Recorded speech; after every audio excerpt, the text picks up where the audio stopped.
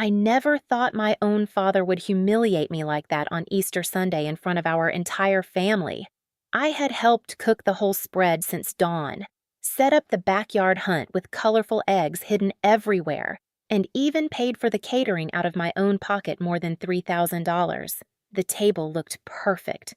Then, right before dinner, Dad raised his voice loud enough for everyone to hear.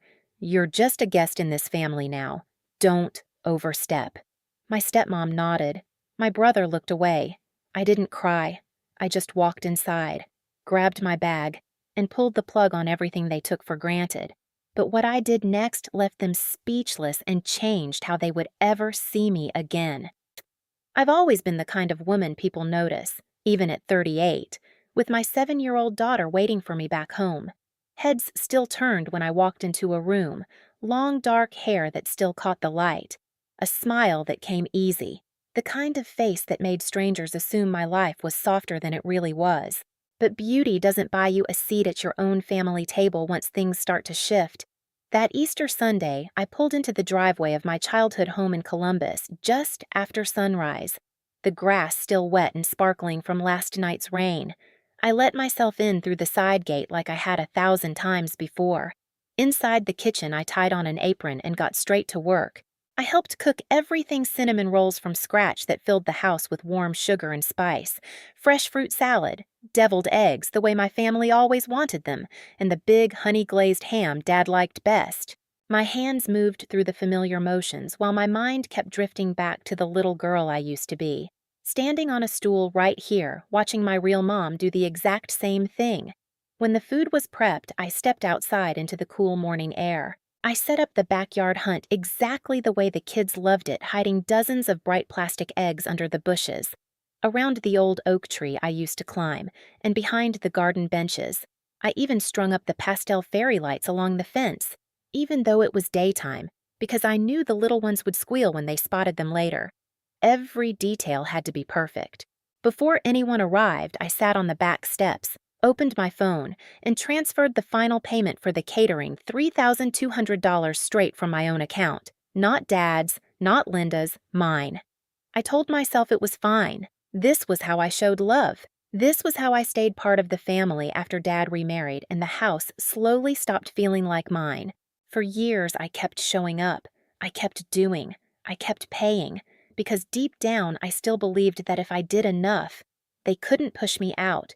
They couldn't turn the girl who once belonged here into just another guest.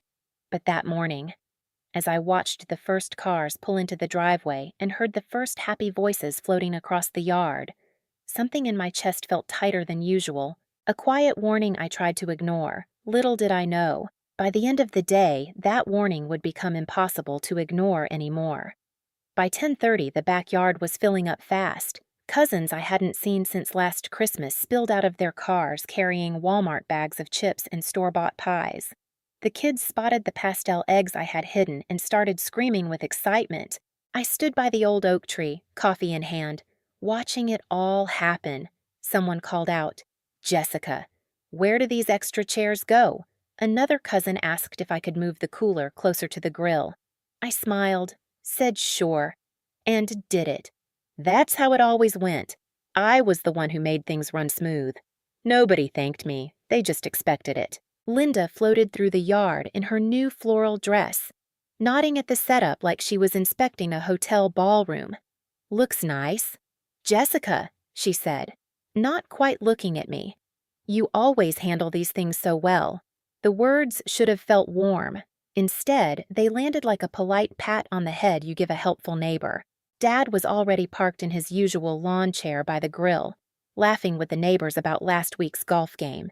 He glanced my way once, gave a quick thumbs up, then went right back to his story. Alex showed up late with his 2 little boys. He gave me a half hug, mumbled something about traffic, and immediately started tossing a football with the kids. He didn't ask how long I'd been here. He didn't offer to help. He just looked relieved that everything was already done. I kept moving, refilled the ice, straightened the tablecloths, carried out the big bowl of fruit salad I had helped cook at dawn. Every time I passed someone, they smiled and said how pretty the yard looked, how good everything smelled. But nobody pulled out a chair for me. Nobody asked if I wanted to sit down and enjoy the party I had paid for. I felt the tightness in my chest growing, like a rubber band being stretched one click at a time.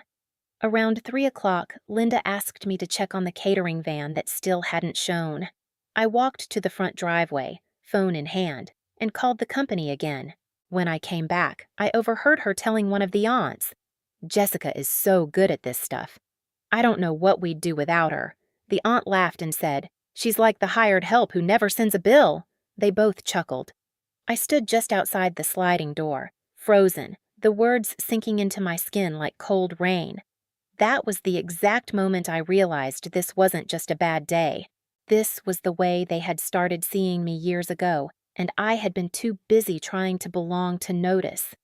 The words hired help landed somewhere deep in my chest and stayed there, cold and heavy. I stood frozen behind the sliding glass door, the afternoon sun warm on my back while everything inside me went numb. 15 years of this. 15 years of waking up before dawn to help cook the big Easter ham and cinnamon rolls, of crawling around the wet backyard hiding eggs for kids who weren't even mine, of quietly transferring $3,200 from my own account so the catering would show up perfect. And all I ever got back was a polite nod and a casual, "Jessica always handles these things so well." I watched Linda laugh with the aunts. I watched Alex toss the football like he had zero worries in the world. I watched Dad lean back in his lawn chair, king of his little kingdom, never once looking my way. The rubber band in my chest snapped, not with tears, not with shouting, just a clean, quiet break. I didn't cry. I turned around, walked inside the house, and let the screen door click shut behind me. The kitchen smelled like the food I had helped cook that morning, but it no longer felt like home. My hands moved on their own. I grabbed my bag from the counter, the same canvas tote I had carried in at sunrise, and pulled out my phone. The catering company's number was still the last one I had dialed. I didn't scream. I didn't slam anything. I simply opened the app, found the order, and hovered my thumb over the cancel button. My heart was pounding so hard I could feel it in my throat. For 1 second, I almost put the phone down, almost told myself I could still fix this, still be the good daughter, still earn my place. But then I remembered the way Linda had nodded when Dad called me a guest in my own childhood home. I remembered Alex looking away. I remembered every single time I had paid for something so they could enjoy it without ever asking how much it cost me. I tapped cancel. The confirmation screen flashed service canceled, full refund processing. I slipped the phone back into my bag, slung it over my shoulder, and stood there in the quiet kitchen while the voices outside grew louder. Dinner was about to start. Plates were being set out. Kids were being called to the table. And I knew, with a calm that scared even me, that nothing was ever going to be the same again. The kitchen felt too quiet after I tapped cancel. The confirmation screen glowed on my phone for a second, then disappeared. Service canceled. Full refund processing. $3,200 that had left my account that morning was already on its way back. I slipped the phone into my bag, slung the strap over my shoulder, and stood there listening to the happy noise drifting in from the backyard. Laughter, kids shouting, the clink of plates being set out. They had no idea what was coming. I didn't cry. I just walked inside, grabbed my bag, and pulled the plug on everything they took for granted, right before dinner. It happened exactly the way the thumbnail would later describe it. Dad stood up at the long table I had helped set that morning. The ham I had helped cook was steaming on its platter. The deviled eggs I had arranged in neat rows waited beside the fruit salad. Everyone was settling into their chairs. Kids wiggling, cousins passing bowls.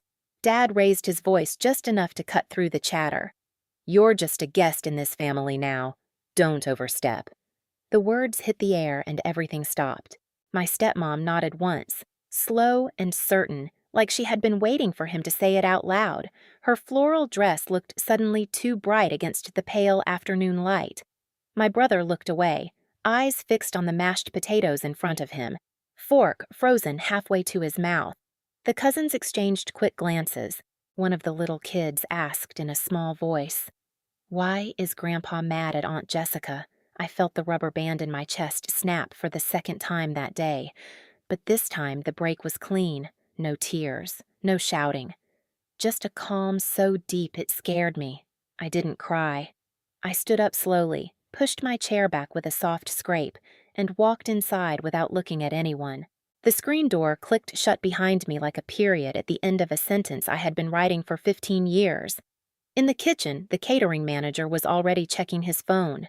He looked up when I entered. "Ma'am, we're ready to start service whenever you are." I met his eyes. My voice came out steady, almost gentle.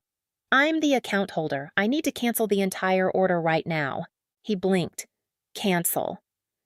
"But everything's already paid, and I know," I said. "Cancel it." "All of it." He stared at me for half a second, then saw something in my face that made him nod. "I'll make the call," while he stepped outside to speak with his crew. I stood at the counter where I had helped cook the cinnamon rolls at dawn. The smell of warm sugar still hung in the air. My hands were steady, my heart was not. But for the first time in years, I wasn't trying to fix anything. I was letting it break. 2 minutes later, the manager came back in. "They're packing up now. The van will be gone in 10 minutes. I thanked him. That was all. Outside, the confusion started small. A server carried the first tray of food back toward the driveway. Then another. Then the big stainless steel warmer that held the ham. Voices rose. A cousin asked loudly, "Hey, where's the food going?" Kids started pointing. Someone laughed nervously, thinking it was a joke. Dad pushed through the sliding door, face flushed. "Jessica, what the hell is going on?" I turned to face him. The man who used to carry me on his shoulders when I was small. The man who once told me this house would always be mine. He looked smaller now, standing in the kitchen that no longer felt like home. "I heard what you said," I told him quietly. "You're just a guest. Don't overstep." "So I'm not overstepping anymore." Linda stepped in behind him, arms crossed. "This is ridiculous. You can't just cancel dinner for 30 people because your feelings got hurt." I looked at her. "I didn't cancel it because my feelings got hurt. I canceled it because I paid for it. Every single dollar came from my account. The food, the setup, the lights, the eggs the kids are still hunting for right now. All of it was mine. And guests don't pay for the party." Alex appeared in the doorway, his 2 little boys peeking around his legs. He finally looked at me. Really looked. "Jess, come on, let's just talk about this." I shook my head. "We've been talking about this for 15 years. Alex, every holiday, every birthday, every time I showed up early, cooked, cleaned, paid, and smiled, while you all treated me like the helpful neighbor who never gets invited to sit down. I'm done talking." The catering crew moved efficiently now. Trays disappeared. The long table I had covered with pastel cloths was suddenly half empty. Kids started crying. One of the aunts stood up and called out, "Jessica, honey, this is crazy. Sit back down." I didn't sit. Dad's voice cracked when he spoke again. "You're embarrassing me in front of my whole family." I almost laughed, but there was no humor left in me. "No, Dad. You embarrassed me when you told everyone I don't belong here anymore. In the house where I learned to ride a bike, where I used to sleep with the nightlight you plugged in for me when I was scared of the dark, where I helped cook Easter dinner every single year since Mom died. I'm not embarrassing you. I'm finally listening to what you've been telling me for years." Linda opened her mouth, but I held up one hand, not angry, just done. I didn't cry. I didn't make a scene. I just walked inside, grabbed my bag, and pulled the plug on everything you took for granted. The food is going back. The refund is already processing. You're all welcome to order pizza or go out to eat, but I won't be paying for it this time. The backyard had gone completely silent except for the low rumble of the catering van's engine backing down the driveway. Plates sat empty. Kids stared with wide eyes. Alex looked like someone had punched him in the stomach. Linda's face had gone pale under her perfect makeup. Dad stood there, mouth slightly open, as if he had just realized the daughter he called a guest was the same daughter who had been holding this entire family together with her own 2 hands. I walked past them. Through the kitchen I had helped cook in since I was a little girl, and out the front door, the late afternoon sun hit my face. My car was parked exactly where I had left it at sunrise. I didn't slam the door. I didn't speed away. I just got in, started the engine, and drove down the street I had ridden my bike on 1,000 times. In the rearview mirror, I saw the backyard full of confused relatives standing around an empty table. I saw Dad still frozen in the doorway. I saw Linda's hand on his arm like she was holding him up. And for the first time in 15 years, I didn't feel guilty. I felt free. But as the house disappeared behind me, one question kept turning in my mind. How long would it take them to realize that the person they had treated like a guest was the only one who had actually been family all along?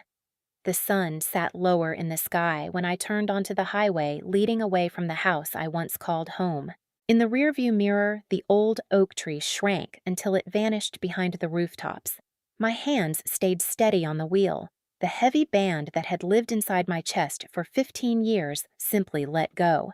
Not with a snap, just a slow, quiet release.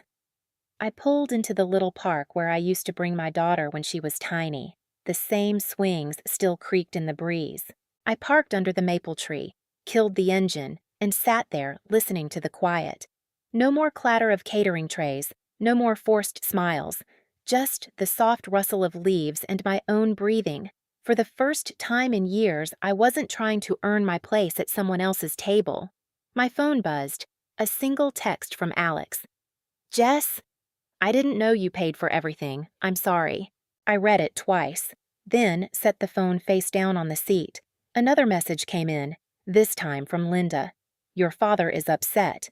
We had to order pizza for 30 people. I almost smiled at that. 30 people who had watched me help cook, set up the backyard hunt, and pay for the catering without ever once asking what it cost me. I thought about the cinnamon rolls I had baked at dawn, the eggs I had hidden under the bushes, the $3,200 that was already sliding back into my account. All of it had been taken for granted until the moment I pulled the plug. Now the backyard was probably half empty, kids whining, adults whispering, and I was sitting under a maple tree feeling something I hadn't felt in a long time. Light. My daughter's face flashed in my mind. She was waiting at home with the babysitter, probably coloring Easter eggs at our own small kitchen table. Tonight we would have grilled cheese and tomato soup instead of honey-glazed ham, and it would be perfect. I started the car again, turned toward my own apartment across town, and left the past in the rearview mirror where it belonged. The guest had finally checked out. That evening, I sat on my couch with my daughter curled up beside me, eating grilled cheese sandwiches and watching cartoons. No big family table, no forced smiles, just peace. For the first time in years, I wasn't exhausted from trying to earn love I should have never had to buy. Sometimes the bravest thing you can do is stop proving you belong. Sometimes you have to pull the plug on everything they took for granted so you can finally start living for yourself. If you've ever been treated like a guest in your own family, drop a comment and tell me the moment you finally chose yourself. I read every single one.